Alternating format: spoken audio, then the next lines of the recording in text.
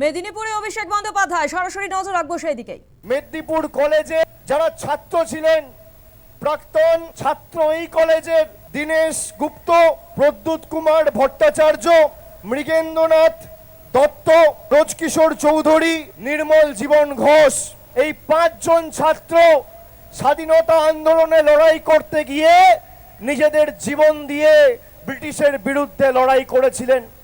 আর এই মেদিনীপুরের মাটিকে 2020 সালে একই মাঠে একজন গদ্দার নরেন্দ্র মোদীর স্বরাষ্ট্রমন্ত্রী অমিত শাহের পদলেহন করে নিজের সিবিআই এর জেল যাত্রা বাঁচানোর জন্য পায়ে হাত দিয়ে বিজেপিতে যোগদান করেছিলেন। বিজেপির মডেল পশ্চিম মেদিনীপুরে কি?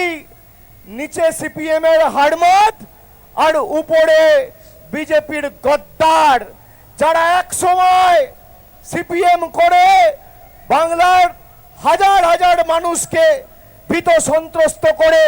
আমার বলতে দ্বিধা নেই যে এই মেদিনীপুরের মাটিতে গত 25-30 বছরে তৎকালীন কংগ্রেস এবং তৃণমূল কংগ্রেস তৈরি হওয়ার পর তৃণমূল কংগ্রেসের হাজার হাজার কর্মী সমর্থকদের সিপিএম এর হাড়মাদরা কিভাবে অত্যাচার করেছে। পুকুরে বিষ দিয়ে দেওয়া, ঘরে জল বন্ধ করে দেওয়া, বাড়িতে আগুন লাগিয়ে দেওয়া, ঘরে আগুন